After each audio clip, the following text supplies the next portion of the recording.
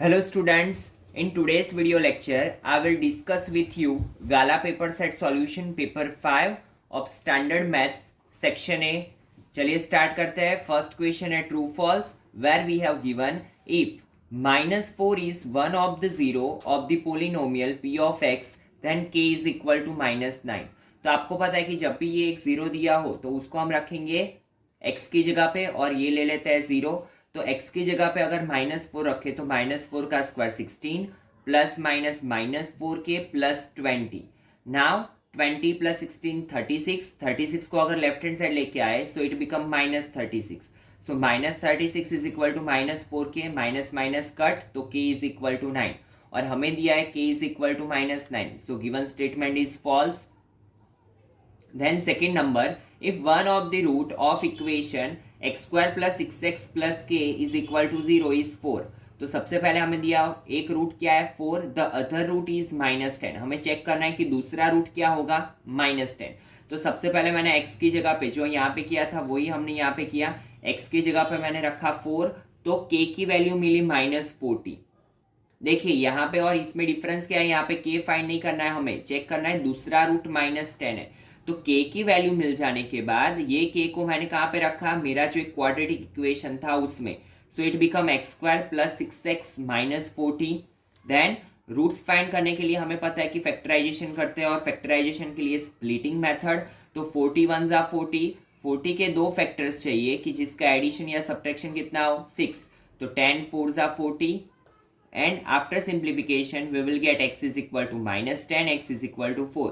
4 तो एक रूट है ही और दूसरा रूट क्या हो गया -10. So given statement is true. Then for any AP the common difference can not be 0. तो आपको पता है कि कोई भी एपी में क्या होता है, कॉमन डिफरेंस 0 हो सकता है. So given statement is false. The value of cos 65 minus cos 35 is positive. तो given statement is also false because आपको पता है कि जैसे जैसे इसमें वैल्यू कम होती जाती है, ठीक है, क्योंकि आपको पता है कि cos 90 की वैल्यू होती है 0 एंड cos 0 की वैल्यू होती है 1. तो जैसे जैसे एंगल छोटा होता जाएगा वैसे वैसे उसकी वैल्यू बढ़ती जाएगी. तो ये होगी छोटी वैल्यू, ये होगी बड़ी वैल्यू, और छोटी वैल्यू में से बड़ी वैल्यू को सब्ट्रैक्ट करें तो क्या मिलेगा, negative answer. So answer is false. For two positive integer a and b, HCF of AB into LCM of AB is equal to AB. तो आपको पता है ये तो फॉर्मूला ही है हमारा. So given statement is also true. Now for alpha is equal to 1 the pair of linear equation alpha x plus 3y is equal to -7 and 2x plus 6y is equal to 14 has infinitely many solutions. हमें क्या बोला हुआ है, infinitely many solutions. तो आपको पता है कि इनफाइनाइटली मैनी सॉल्यूशंस कब होते हैं, a1 upon a2 is equal to b1 upon b2 is equal to c1 upon c2 हो. तो अगर हम यहाँ पे चेक करें अल्फा की वैल्यू 1 रखें तो a1 upon a2 1/2, b1 upon b2 is also 1/2, but c1 upon c2 क्या होगा -1/2. तो ये तीनों इक्वल नहीं हो रहा है. दैट मीन्स ये इक्वेशन का क्या मिलेगा, no solution. So given statement is false. Then for a given frequency distribution if median is 15.4, m कितना है 15.4, मीन कितना है 12.8, x bar is equal to 12.8, then mode is equal to blank. तो हमें पता है कि तीनों को रिलेट करता है एक फॉर्मूला है z is equal to 3m minus 2x bar. Put that value and after simplification we will get z is equal to 20.6. So 20.6 is the right answer. Then question number 8, one letter is selected at random from 26 letters of English alphabet. The probability that the selected letter is a vowel. तो हमें पता है कि vowel कितने होते हैं 5, A, E, I, O, U. तो 26 और ऊपर क्या आएगा फेवरेबल आउटकम्स में 5, तो 5 upon 26. Then if P of A minus P of A bar is equal to 0.5 then P of A bar is equal to blank. तो हमने काफ़ी सारे ऐसे क्वेश्चंस देखे हैं जहाँ पे हमें एक ऐसा फॉर्मूला दिया हो और P ऑफ ए या P ऑफ ए बार पूछा हो. तो हम क्या करते हैं, हमें पता है कि P of A plus P of A bar is equal to 1. दोनों का एलिमिनेशन करेंगे तो प्लस माइनस कैंसिल आउट. यहाँ पे मिलेगा 1.5, P of A plus P of A 2P of A and after simplification we will get P of A is equal to 0.75. Then if 50x plus 30y is equal to 230 and 30x plus 50y is equal to 170। हमें क्या चाहिए, x minus Y. तो मैंने आपको बोला था जब भी ऐसे कंबाइन में चाहिए x प्लस वाई या x माइनस वाई, तो हम क्या करेंगे, या तो दोनों इक्वेशन को ऐड करेंगे या तो दोनों इक्वेशन का सब्ट्रैक्शन करेंगे। तो हम चेक करेंगे कि y क्या चाहिए हमें, माइनस। तो y में बड़ा डिजिट ये 50 है, ये 30 छोटा है। तो अगर मैं यहाँ पे माइनस करूँ दोनों इक्वेशन का, तो plus minus minus, sign is of bigger digit. तो 50 माइनस 30 20, 50 माइनस 30 20, बट आगे क्या आएगा, माइनस। दोनों में से 20 कॉमन निकाला, सो 20 कॉमन निकालेंगे तो x minus Y is equal to 60 by 20, 23 सा 60, so x minus Y is equal to क्या मिला, 3। ऐसे भी क्वेश्चंस हम काफ़ी कर चुके हैं।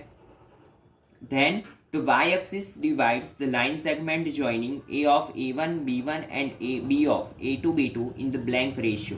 हमें रेशियो फाइंड करना है कि y एक्सिस ये लाइन सेगमेंट को कौन से रेशियो में डिवाइड कर रहा है। तो हमें पता है कि कोई भी पॉइंट अगर y एक्सिस पे हो तो उसका x कोऑर्डिनेट होता है 0। तो इसके कोऑर्डिनेट्स क्या होंगे, p ऑफ 0y। नाउ हम लिखेंगे y axis divides the line segment ab from a in lambda ratio 1। तो यहाँ पे क्या हो जाएगा, p of X Y is equal to lambda x2 plus x1 upon 1 plus lambda, lambda y2 plus y1 upon 1 plus lambda. Now coordinates रखेंगे 0y और यहाँ पे x1 x2 y1 y2 रख देंगे। फिर 0 के साथ x की कंपैरिजन और y कोऑर्डिनेट के साथ y की। तो lambda a2 plus a1 upon 1 plus lambda is equal to 0। ये यहाँ पे मल्टीप्लीकेशन में जाएगा, सो इट बिकम ऑल्सो 0। तो lambda a2 plus a1 is equal to 0। a1 को ले लो राइट हैंड साइड पे, तो lambda a2 is equal to minus a1। So lambda is equal to minus a1 upon a2। So ratio क्या होगा, minus a1 ratio a2। Then question number 12, the median of a given frequency distribution is found graphically with the help of blank. तो क्या आएगा, median हमें कैसे मिलता है, ogive पे से मिलता है, ठीक है। तो answer is ogive. Then question number 13, if k by 2 is one of the solution of equation। अगर ये कोऑर्डिनेट इक्वेशन का सॉल्यूशन है तो हमें पता है क्या करना होता है, k को रखेंगे हम x की जगह पे, k by 2 को रखेंगे हम y की जगह पे, and after simplification we will get k is equal to 4। Then question number 14, the distance of the point 1235 from the origin is blank unit। तो a of 0 0, b of 1235। now ab square is equal to 12 minus 0 का whole square plus 35 minus 0 का whole square. So 144 plus 1225, ab square is equal to 1369। So ab is equal to कितना मिलेगा, 37। Question number 15, if tan theta is equal to 5 by 12 देन cos theta is equal to blank. तो ऐसे questions काफी सारे आप 8.1 में कर चुके हो। आपको पता है कि tan theta is equal to 5 by 12, ratio दिया होता है तो हम k मान लेंगे। तो tan थीटा का इक्वेशन होता है ऑपोजिट अपॉन एडजेसेंट, तो 5k upon 12k। Now hypo find करेंगे बाय यूजिंग पाइथागोरस थ्योरम, और आपको पता है कि इट इज अ ट्रिपलेट। अगर 5 हो 12 हो तो ऑब्वियसली ये कितना होगा, 13। नाउ cos थीटा का इक्वेशन होता है adjacent upon hypo, base upon hypo भी बोल सकते हैं।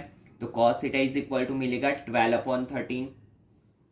Then question number 16, point A lies on the circle with centre P।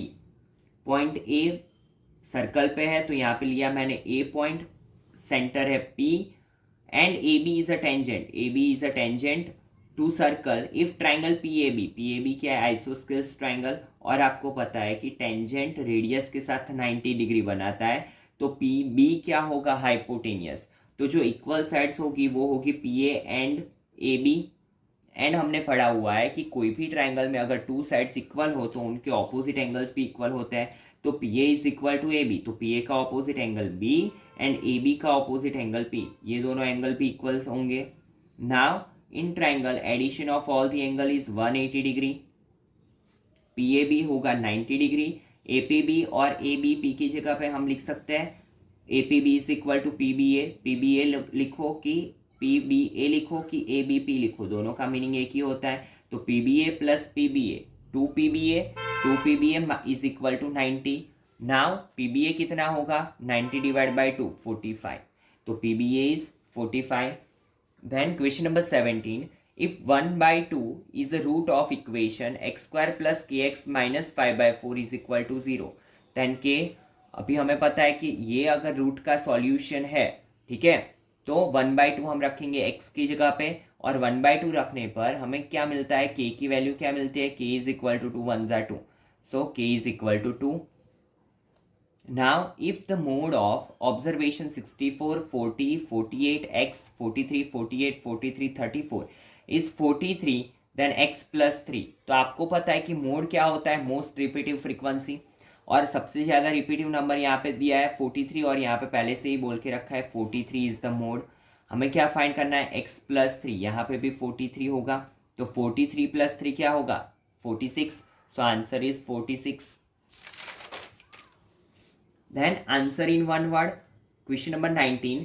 The area of a circle is 3850 centimeter square. Find the area of square inscribed in the circle. Square को कहाँ पे रखा है, circle के अंदर. Inscribe का मतलब होता है सर्कल के अंदर. अगर हम स्क्वायर को सर्कल के अंदर रखें, ठीक है, तो हमें एक चीज़ तो पता है कि स्क्वायर की साइड्स इक्वल होती है, तो एक्स एक्स.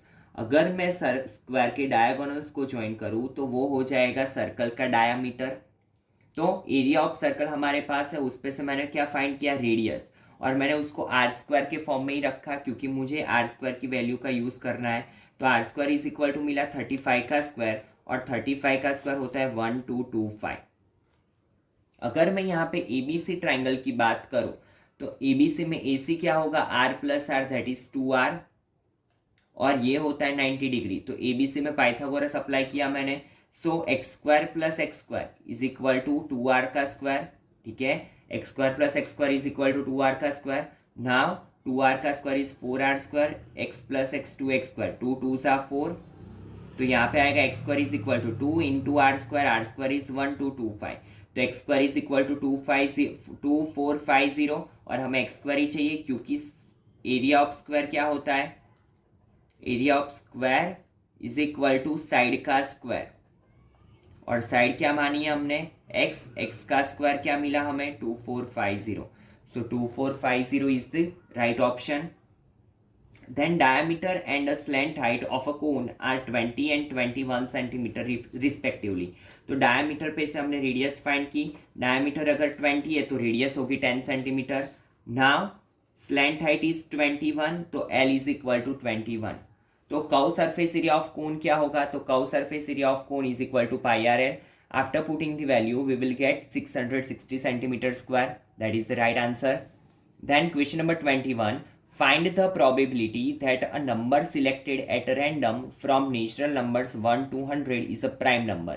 तो आपको पता होना चाहिए स्टूडेंट कि 1 to 100 में प्राइम नंबर्स कितने होते हैं, 25, और प्राइम नंबर किसे बोलते हैं, जिसका मैक्सिमम फैक्टर क्या होता है, 1, दैट इज नंबर ओनली, ठीक है. लाइक कौन से नंबर, 3, 5, 7, 2, 1 ना तो प्राइम है ना तो कॉम्पोजिट नंबर है. तो ऐसे कितने नंबर है, 25, तो P of A is equal to 25 upon 100, 25 4 सा 100, so P of A is equal to 1/4.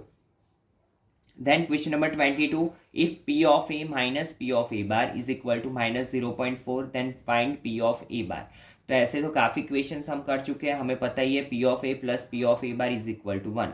दोनों का एलिमिनेशन करें तो plus minus cut, P of A plus P of A 2P of A, और 1 में से 0.4 जाएगा तो it become 0.6, so P of A is equal to 0.3, तो P ऑफ A बार कितना मिलेगा, 0.7.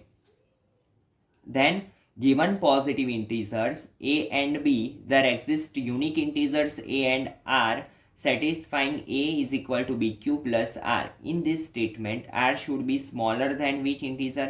तो ऐसा इक्वेशन ही था, 0 less than R less than B, तो R किससे छोटा होना चाहिए, B से, ठीक है. ये आपका थियोरिकल ऑब्जेक्टिव है.